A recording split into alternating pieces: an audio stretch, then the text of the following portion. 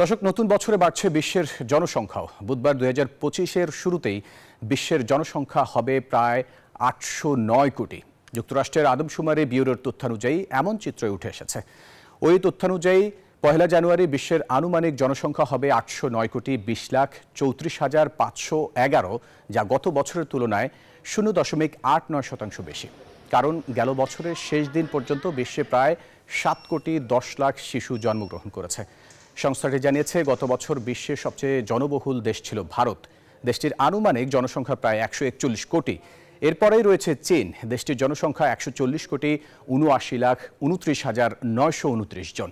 চীনের পরে রয়েছে যুক্তরাষ্ট্র। নতুন বছরে দেশটির জনসংখ্যা হবে আনুমানিক 34 কোটি 11,45,670 জন।